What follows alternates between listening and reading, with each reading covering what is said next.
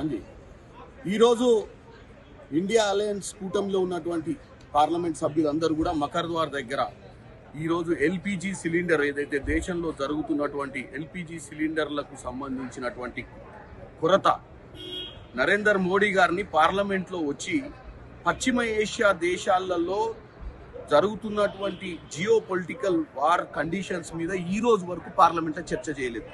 ఈ రోజు ఈ సమస్య వచ్చింది, ఈ సమస్య గురించి కూడా మాట్లాడతలేరు.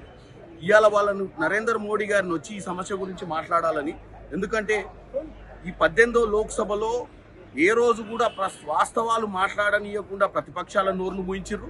వాళ్ళు కూడా వాస్తవాలు మాట్లాడతలేదు. ప్రజలందరూ ఇబ్బందులు అల్లురు. కాబట్టి ఈ రోజు మేమందరం కూడా రాహుల్ గాంధీ గారు, ప్రియాంక గాంధీ గారు, ఖర్గే గారు, సోనియా గాంధీ గారు, అన్ని పార్టీల పక్షాల నుంచి వచ్చినటువంటి ఎంపీలందరూ కూడా ఈరోజు మకర్ద్వార్ దగ్గర డెఫినెట్ గా దీన్ని మోడీ గారు ఈరోజు వచ్చి చర్చ చేయాలి. వీలైనంత తొందరగా ఈ దేశంలో ఈ సమస్యను పరిష్కరించే దిశగా పోవాలి. నరేంద్ర మోడీ గారు కేవలం ట్రంప్ మాట్లాడే మాటల్ని ఇక్కడ మాట్లాడాలనుకుంటుంటూ ట్రంప్ చేసే పనులను వ్యతిరేకిస్తలేడు.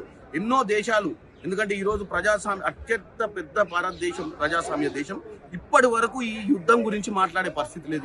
ఎందుకు భయపడుతుండు నరేంద్ర మోడీ ట్రంప్కు అర్థం కావట్లేదు. కాబట్టి ఆయన వచ్చి ఇక్కడ దేశ ప్రజలను ఉద్దేశించి ఈ పార్లమెంటు అంటే ఈ దేవాలయం లాంటిది ప్రజాస్వామ్యానికి ఇక్కడే మాట్లాడాల్సిందిగా కోరుకుంటున్నాం.